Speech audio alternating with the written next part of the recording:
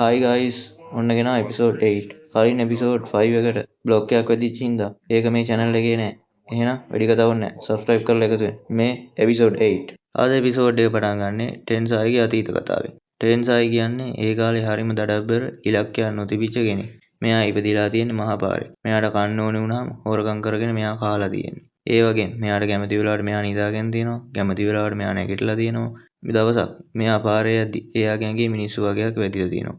මෙයා ඒ මිනිසුන්ට හොඳටම පහර දීලා තියෙනවා. එතකොට තමයි මෙයාට මෙයාගේ මාස්ටර්ව හම්බෙලා තියෙන්නේ. ඒ එක්කම ඊට පස්සේ වෙරළ දිගේ ඇවිදගෙන යන ටෙන්සායි නුරුගායි දෙන්නම අපිට පෙන්නනවා.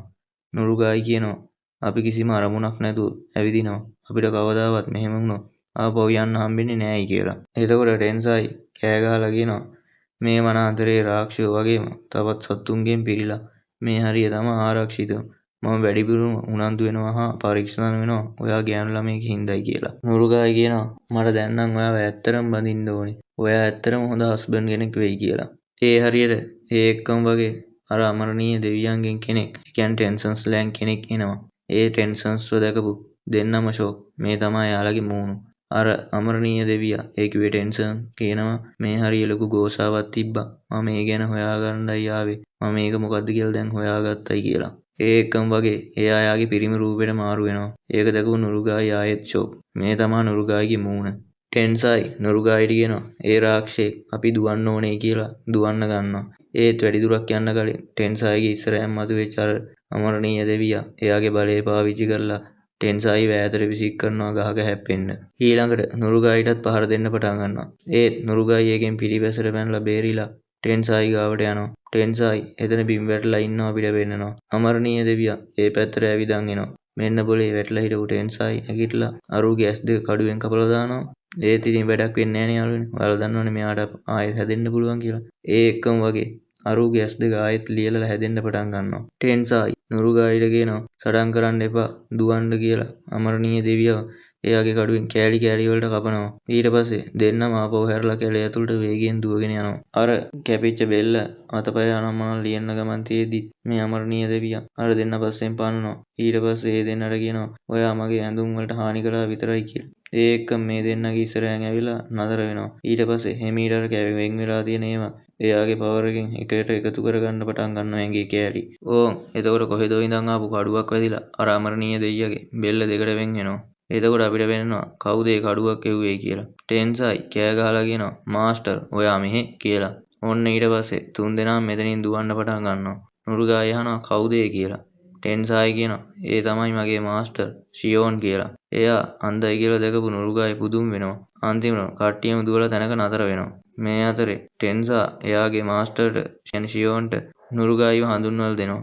මාස්ටර් ටෙන්සායිට බැනලා එයාගේ ඔළුවට කඩුවේ මිටෙන් ගහනවා. ෂියෝනි ටෙන්සායි මේ අතරේ කතා කර කර ඉන්නවා. ටෙන්සා අහනවා ඔයාගේ හිරකාරයාට මොකද වුනේ කියලා මාස්ටර්ගෙන්. ෂියෝන් කියනවා මම මගේ වැඩේ ඉවරයක් කරයි කියලා. ඊට පස්සේ මම ආපහු යන්න හිටියේ. ඒත් මට ඔයාලගේ සද්දය වුණා. ඊට පස්සේ මං ආපහු ආවයි කියලා. ඒක අහපු ටෙන්සා නුරුගායි දෙන්නම සතුටු වෙනවා. ඒ කියන්නේ යන්න පාරක් තියෙනවයි කියලා. ඒ එක්කම කඩුව එළියට ඇදලා ගත්ත ෂියෝන් නුරුගායිගේ පැත්තට දික් කරලා නුරුගායිව මරලා දාන්න හදනවා. ඒ එක්කම නුරුගායි බය වෙනවා. ටෙන්සා කියනවා මාස්ටර් මම කන්ෆියුස් වුණා මේ ඇයි කියලා. ෂියෝන් අහනවා ඇයි ඔයාගේ හිරකාරයාව ආරක්ෂා කරන්නේ? අපිට කියලා තියෙන්නේ නීති කැඩුවොත් මෙයාලව මරන්නයි කියලා. එයා කොණ්ඩ කෑල්ලක් පෙන්නලා කියනවා මං කළා වගේ කියලා. ඒ එක්කම ෂියෝන්ගේ හිරකාරයාට මොකද්ද කළේ කියලා අපිට පෙන්නනවා. බලන්නකෝ ටෙන්සායි මේ ෂියෝන්ගේ අදහසට විරුද්ධ වෙලා එයාගේ මාස්ටර්ට කියනවා මේ අහිංසක ළමයෙක් හරියට මං වගේ කියලා. ඔන්න ඒ එක්කම වගේ අපිට ආයෙත් පෙන්නනවා ටෙන්සාගේ අතීත කතාව. ඒ කතාව මතක් කරපු ටෙන්සා අහනවා මං වගේම තමා මෙයත්. මේ ළමයාට ජීවත් වෙන්න පුළුවන්. ඒ වගේම නිදහස් වෙන්නත් පුළුවන්. මං විශ්වාස කරනවා මෙයාව කියලා. ඊට පස්සේ ඉතින් මේ දෙන්න තර්ක කරන්න පටන් ගන්නවා.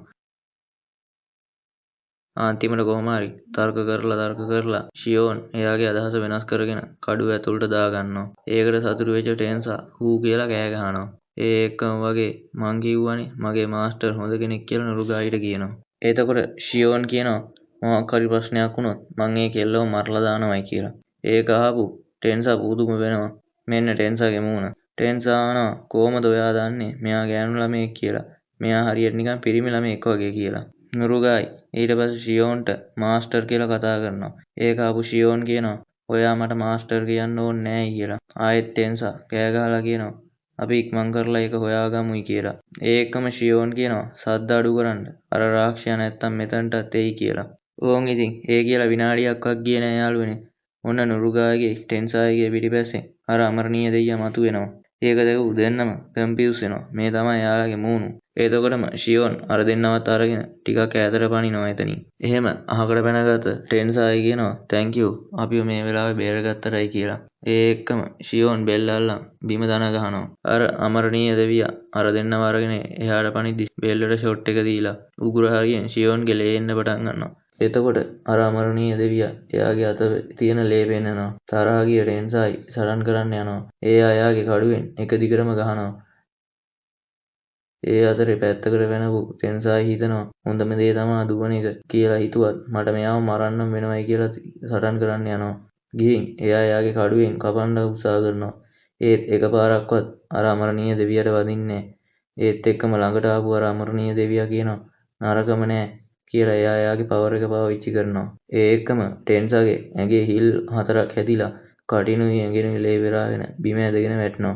ඒක දැකපු නුරුගායි බය වෙලා ටෙන්සා කියලා කෑ ගහනවා. ආයෙත් අපිට ටෙන්සාගේ අතීත කතාවක් පෙන්වනවා.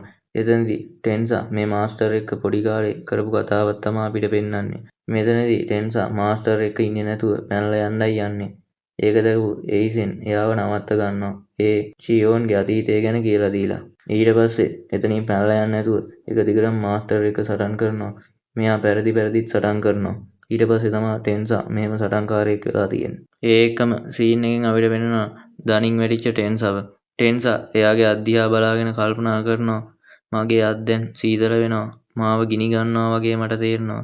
ඒ කියන්නේ මම මැරෙන්නයි යන්නේ කියලා එයා හිතනවා. ඒ එක්කම අර අමරණීය දෙවියා දිහා බලපු ටෙන්සායි කල්පනා කරනවා මෙයාට අපි තුන්දෙනාම මරන්න පුළුවන් කියලා හිතලා ආයෙත් නැගිටලා අර දෙවියට පහර දෙන්න පටන් ගන්නවා.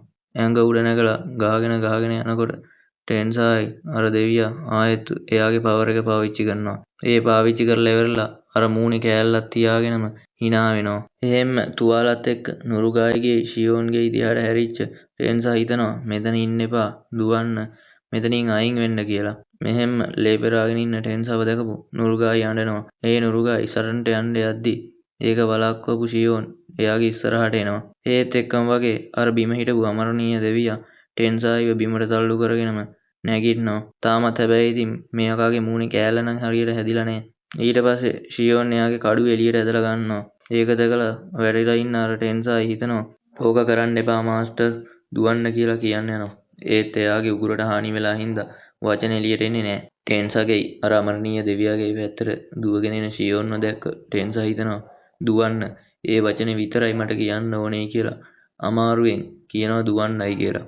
ඒත් යාළුවනේ ටෙන්සාගේ උගුර තුවාල වෙලා හින්දා මේ කියන දේ හරියටම තේරෙන්නේ නැහැ. ලොකුවට උගුරෙන් ලේ එළියට එන එක විතරයි වෙන්නේ. ඒ පැත්තට දුවගෙන යන ෂියෝන්ට තේරෙනවා ඒත් මේ ටෙන්සා කියන්නේ මොකද්ද කියන එක. ඒ එක්කම දුවන එක නවත්තපු ෂියෝන් ආපහු හැරිලා අඬ ඉන්න නුරුගායිවත් අරගෙන කැලේ ඇතුළට දුවනවා. ඒක දැකපු ටෙන්සායි ආපහු නැගිටලා අර දෙවියත් එක්ක ගහ ගන්න පටන් ගන්නවා. මේක දැකපු නුරුගායි හොඳටම අඬනවා කෑ ගහනවා ටෙන්සා කියලා. එතකොට හිනාවක් එක්ක ටෙන්සා නුරුගායි දිහා බලන් ඉන්නවා. මෙතනදී ෂියෝනුත් හිතේ දුකට කෑ ගහන ගමන් නුරුගායිවත් අරන් දුවනවා. ඒ අතරේ ටෙන්සායි අර අමරණීය දෙවියට පහර දෙනවා. එයා හිතනවා මට සමා වෙන්න මාස්ටර් කියලා. ඒ වගේම කරුණා කරලා ජීවත් වෙන්න නුරුගායි. ඔයා ගොඩක් ශක්තිමත් කියලා මට හිතෙනවා. ඔයාට ජීවත් වෙන්න පුළුවන් කියලා හිතනවා. මේ හිතන අතරේ අර අමරණීය දෙවියත් එක්ක සරණ දිගටම යනවා. එහෙම ෆයිට් සීන් එක කට් කරලා අපිට පෙන්නනවා ටෙන්සායිගේ ඔළුවෙන් අල්ලන් ඉන්න අමරණීය දෙවියව. ඒ දෙවියා හිතනවා මොහුනන් ටිකක් දැඩි කියලා. මැරිච්ච ටෙන්සායි විසික් කරලා දානවා. ආයෙමත් සීන් එක කට් කරලා අපිට පෙන්නනවා දුවන් යන ෂියෝන්ව. මේ ආසෙත් නුරුගායි තාම අඬනවා. අන්තිමට දුවන එක නවත්තලා ෂියෝන් නුරුගායිව බිමින් තියනවා. ඒ බිමින් තිබ්බ ගමන් කෑ ගහගෙන ෂියෝන්ගේ ඇඟට තඩි බාගෙන යනවා නුරුගායි. නුරුගායි අහනවා ඇයි අපි යාට මැරෙන්න ඇරලා ආවෙයි කියලා. ඔයා එයාගේ මාස්ටර් නේද කියලාත් අහලා බයිනවා. එතකොට ෂියෝන් කියනවා එයා මට සහෝදරයෙක් වගේ ඒත් ටෙන්සා අපිට ජීවත් වෙන්න අවස්ථාවක් දුන්නා. මට ඒක නාස්ති කරන්න බෑයි කියලා. ඒ එක්කම වගේ ආයෙත් පෙන්නනවා මැරලා වැටලා ඉන්න ටෙන්සාව. ඒ අතරේ බෑග්ග්‍රවුන්ඩ් වොයිස් එකෙන් ෂියෝන් කියනවා ඒ රාක්ෂයා භයානකයි. ඒත් මම පොරොන්දු වෙනවා මම මේකේ පලිය ගන්නවයි කියලා. කෑ ගහලා කියන ෂියොන්ව පෙන්නනවා. ආයෙත් ඊට පස්සේ අපිට පෙනෙනවා මැරලා වැටලා ඉන්න ටෙන්සව. මං කිව්වනේ යාළුවනේ කලින්ම එපිසෝඩ් 6 දී තව ඉස්සරහට ඇසමුල්ලා මැරෙනවයි කියලා. මෙහෙම මැරලා වැටලා ඉන්න ටෙන්සව පෙන්නන ගම මේ එපිසෝඩ් එකේ වෙරෙනවා. ඉතින් යාළුවනේ මේ එපිසෝඩ් එක මෙතනින් ඉවරයි. මොකද හිතන්නේ ඔයාලා? ටෙන්සා අයිවීරයෙක්ද නැද්ද? ෂියෝන් ඉස්සරහට මේකේ පලිය ගනීද? එහෙනම් වීඩියෝ එක හොඳ නම් ලයික් කරන්න, අමතක නොකරපන් සබ්ස්ක්‍රයිබ් කරන්න. එහෙනම් ඉක්මනට හම්බෙමු ඊළඟ එපිසෝඩ් එකේ. එතකන් ජය වේවා.